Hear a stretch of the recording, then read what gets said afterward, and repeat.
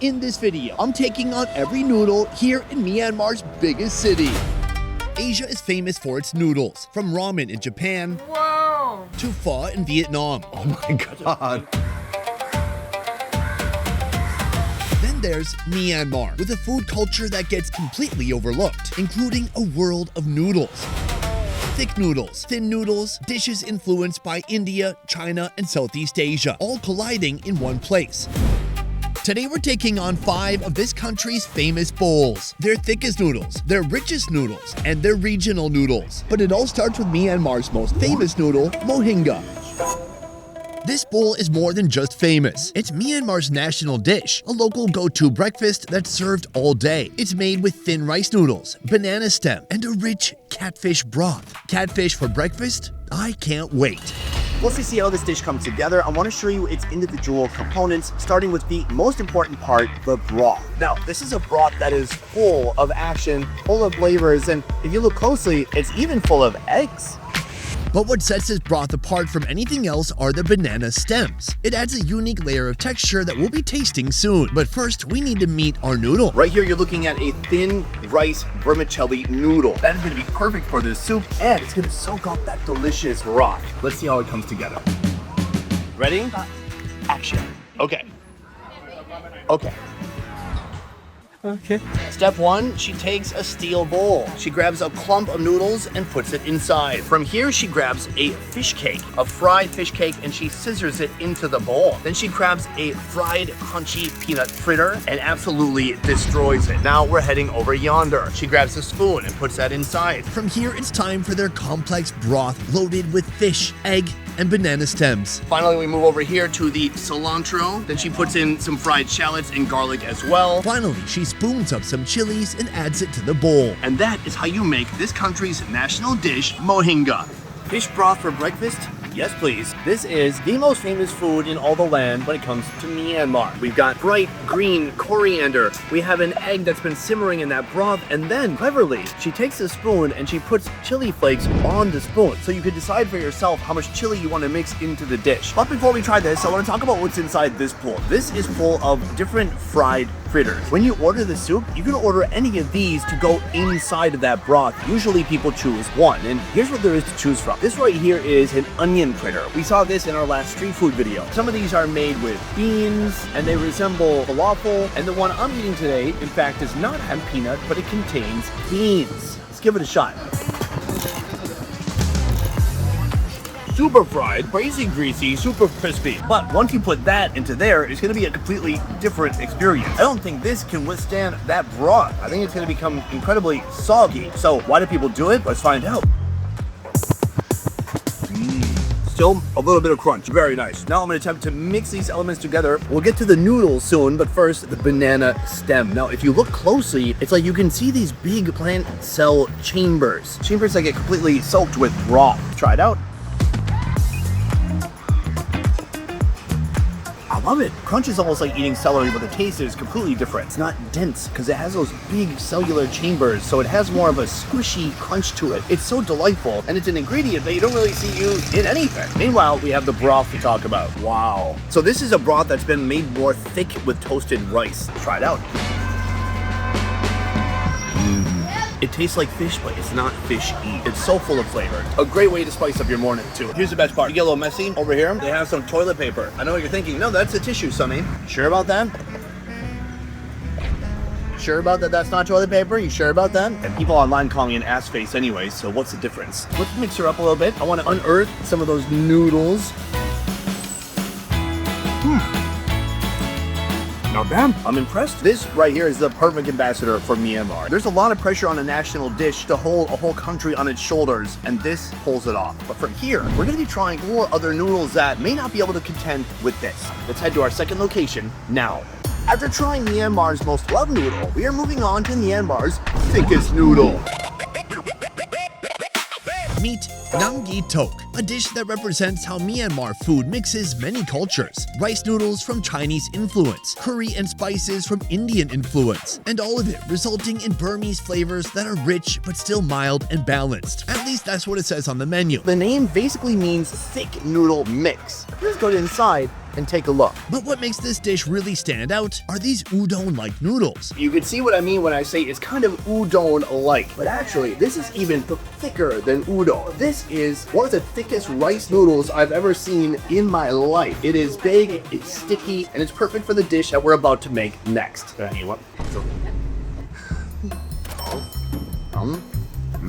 Ricey, starchy, slightly sour, needs a little bit of flavor. Let's get to it. It all starts with this thick rice noodle. A noodle that's going onto a plate because today we're having a dry noodle. Then bean sprouts go on next, followed by fish balls. Next we go over here as she puts in some fish sauce. Over here she's reaching for some chickpea powder, then some chicken curry, but mostly the chicken and not so much of the curry. Oh, here comes the curry. From here we have some tamarind, then a lethal dose of chili oil, a double dose. Over here she grabs some fried noodles for a little bit of crunch on top, then she hits it with coriander, and that is how you make nanji THOKE. Thank you. All right, right here, the second noodle of the day, and I could not be more excited because I am always a big fan of a dry noodle. Something you'll see all around Asia when you get a dry noodle is a little sidecar. They want you to go in dry, but not too dry. Right here, we got some emergency liquid. I didn't say lubrication. Before I dive into this, I want to talk about what the owner just told me. She said with pride that she does not include MSG in her food. If you listen to stories in the USA, the lore is that MSG was vilified by racist white people, which is one take. But then you go to Asia and then you hear from actual Asians that they also think too much MSG is bad for you. That's exactly why she doesn't include it in her recipe here. So we have the noodle, we have our broth, we have some raw onions on the side, and then here we have some interesting condiments. First of all, chili flakes, if you want a little bit more kick. And then right here we have a dried chickpea powder. Chickpeas, it's not my favorite foods. They make me gassy. But chickpea powder, what about that? Let's find out. Do people eat this through their nose or their mouth?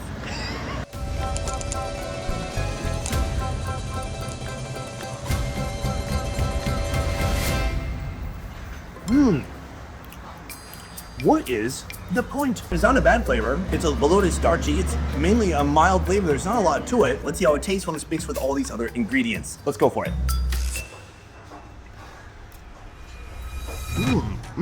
That chickpea flour, it adds a thick layer of starchiness. It kind of just thickens all the flavors up, and I think it makes them adhere more to the noodles. The main flavor I'm getting immediately is that chili oil. This is very spicy. Meanwhile, you've got this right here, a chicken stock on the side. Now that is full of MSG. No, just kidding. Here we have the souls of several dozen chickens that have been boiled and then strained out. And what's left is this amazing umami liquid. Let's try one more bite. Chicken, balls, cilantro. On top of it, some raw onion. Let's go for it. This is a fascinating noodle experience, and it's all because of that chickpea powder. Usually a dry noodle is going to be more slippery and wet and oily, but here, everything's more clingy, which I'm not sure if I'm a huge fan of. So this is Myanmar's thickest noodle. Now, on to the next one. Next up, we're trying Myanmar's richest noodles. Meet Ono Khao Soi. The name and the golden coconut broth might remind you of another famous dish from northern Thailand. That dish is called khao soi. Khao soi is a rich, creamy coconut noodle that I tried when we did our noodle tour in Thailand. Absolutely delicious. In fact, it's one of my favorite noodles in all of Thailand. So let's see how this one stacks up to that. There are two key elements that make up this dish. First, the noodles. This is the noodle we're here for today. Unlike khao soi, where they combine chewy egg noodles and crispy fried noodles to create more texture, here they use thick wheat noodles. These noodles are less about crunch and more about body. They sit underneath the broth, soaking up all that creamy coconut richness. But the second thing that makes this dish is the broth. First of all, did they say I could touch this? They did, because I asked. Second of all, I'm gonna give it a bit of a swish, and you can see those rich colors. Here they start cooking it early in the morning, then let it simmer for hours. So coconut milk soaks into everything hiding inside. Chicken, chicken feet, duck blood, duck eggs, anything is possible. But here's the catch. None of these come standard with your bowl. Oh no, these are all add-ons. And it's first come, first serve. So let's see what's left in the pot and how they put this dish together. It all starts with wheat noodles going into a bowl. From there, we get some shredded onion, and we're heading over to the broth. She gives the broth a little bit of a mix, then she pours it inside. We've got chicken bones, we've got meat, and even more broth. Now an egg as well, and she's digging around for some goodies because we've asked for some upgrade with the noodle. So with each scoop, there's a little bit of a surprise. Wait, is that feet? Oh, okay. So she's added chicken feet. From here, she's taking a scissors to the chicken feet, cutting them into smaller pieces. Then we both look, wondering if we're done. Are we? Finished. And that is how you make Oh No Khao Sui. So at first I was excited about this because I thought it was part of a drumstick, and it is part of a drumstick. Just the way end part that still has a foot attached to it is not a drumstick. So that is essentially chicken ankle. Then if you come back, we have this chicken, I don't know, like the palm of its foot. Oh, there's some chicken meat. Now this one at first I thought was an egg. That threw me off. That's not an egg. That is just a giant onion ball. This right here, that's an egg. But even though the feet are chicken, the egg is from a duck. Now, this looks dramatically different from anything we tried so far today, but the big comparison I have for this one is khao soi, and so far, there's nothing really khao soi about it except for that coconut broth. This is the element that makes it the richest noodle in all of Myanmar. That's very nice. It's a little bit sweet, very rich. There's some curry flavor, and then the coconut, but the coconut is certainly not overbearing. It's balanced with everything else. Now, before I get to those noodles, I have to debone my soup. Let's start with this. Right here, we have a chicken ankle. Perhaps the most prized part of the chicken, if you ask me. Yeah, boy. Also, is that a toe? Is that a third toe? A fourth toe? What's going on there? Let's start with that.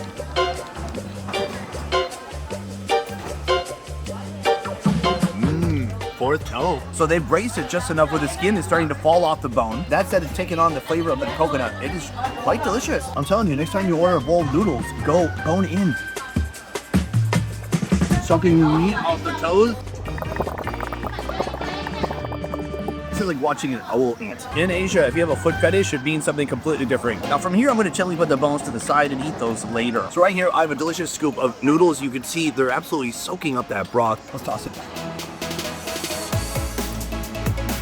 It's a pretty good noodle. If I had to choose my actual favorite noodle type, it'd probably be an egg noodle. The egg noodle, it has more protein and it has more bounds. So something like khao soi is a very fun, chewy experience. So how does this actually compare to khao soi? I would say it's pretty different. Really, the only thing that's similar is the coconut base that they're using for the broth. But even that tastes pretty different. Here it's very, very chickeny. That said, this is just noodle 3 and we have 2 more to go. Let's keep moving.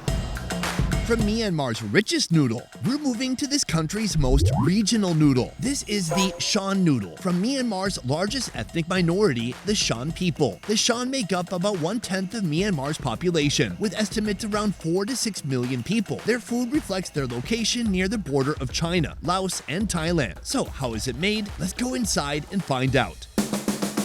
Shan noodles can be served 2 ways, in a light chicken broth or dry and mixed, also known as a noodle salad in these parts. Today I'm going with the salad version. Everything starts with the actual noodle, which is residing in water in this bucket. This is a thin rice noodle that she's putting into a basket. Once she's gotten an adequate amount of noodles, she comes over here and she puts them into hot water. While the noodles are boiling, she gets a bowl here where she adds in some special sauce. Then she puts in some crushed peanuts, some crushed sesame seeds, and we come back waiting for the noodles. The timing here is very important. Oh my God, I almost dropped my phone in there. She swishes the noodles about, testing the texture. She feels happy about the texture of the noodles, and she gives them a swish in that sauce. She grabs a bowl, and our noodles descend into that. But we're not done. Are we done? From here, we have pork that goes on top, and even more pork. Here we have garlic. This is Chinese cabbage and spring onions. I think we have a completed dish, and that is how you make Myanmar's Shan noodle.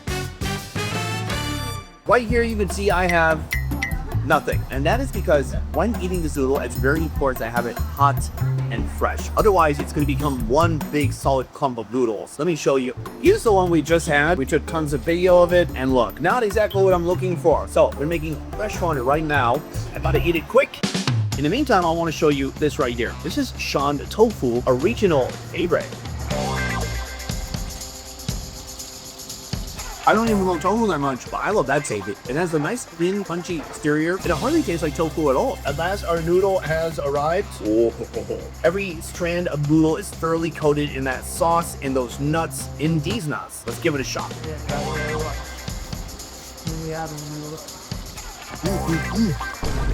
Oh wow, what a flavor. What's interesting is that the internet said this is the country's lightest noodle. I'm eating it and it doesn't feel that way. A lot of the components that went into this are pretty dang heavy. It's super warm, steamy, and a little bit slimy. You can eat this as a soup, but I like that in Myanmar, they call this having it as a salad. And as a salad, it works. Noodles are very elastic, they're stretchy, and since it's a rice noodle, it perfectly gets coated and saturated with all that flavor. But beyond the noodles, there's a chili sauce the owner claims is the spiciest thing I'll ever eat. Time to put that to the test. Cheers.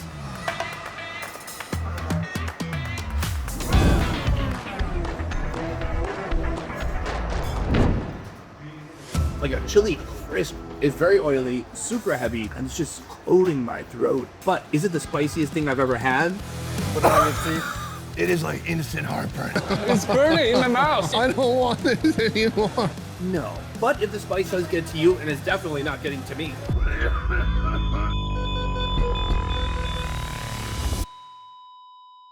Then you can always go to this right here. This broth is made from a chicken stock. Now I get it. Some people say this is Myanmar's lightest noodles, and that's because this is a clean, delicious broth. I love it.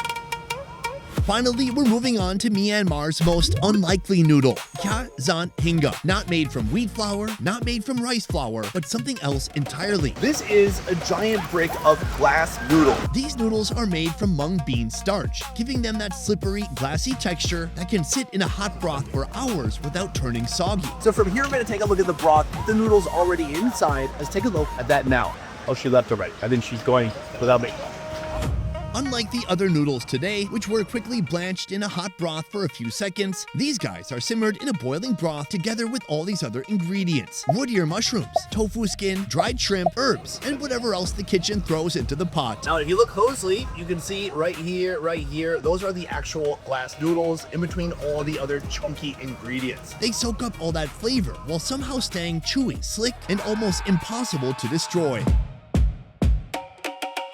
After placing an order, the chef simply scoops up a few ladles of soup into the bowl, then tops it with chili oil, a protein of your choice, and exactly one single quail egg. They also serve it with diced onions and cilantro on the side. And that's how you make HINGA. Let's give it a shot.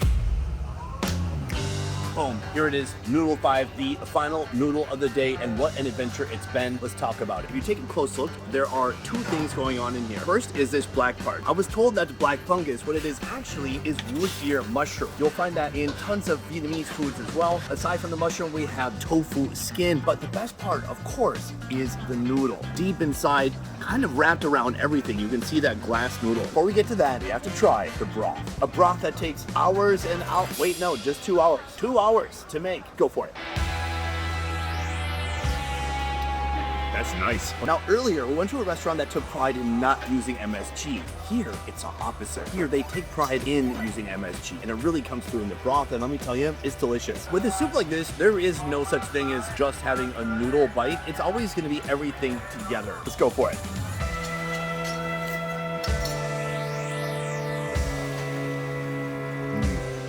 Very satisfying. I love it. The wood-ear mushroom is a little bit more snappy. It's got a bit of a crunch to it, where the tofu has a little bit softer texture. Meanwhile, the glass noodles really just tie everything together. They are the social lubricant. This is like the perfect drunk noodle. If you drank 12 beers, you're on your way home, it's 10 p.m., you're being driven by someone, stop here, eat some salty MSG, and feel great the next day if you ever make it home. So that is noodle 5 out of 5, and this is certainly our most unusual noodle of the day, but is it the best? Today I tried a lot of noodles that don't resemble anything I've seen anywhere else in Southeast Asia. When it comes to Burmese cuisine, they definitely have their own food culture and their own noodle culture too. But if I had to pick one that was my absolute favorite, it may be predictable, but it was Mohinga, the national dish, and it is the national dish for a reason. It was deeply savory and satisfying. That catfish broth, it catfished me, like my wife on Tinder. But that is just my opinion. Guys, let me know what you think. Which of these 5 noodles from today do you wish you could try? Let me know downstairs in the comments down below. Otherwise, thank you so much for watching. I'll see you next time. This is the Peas. Mate.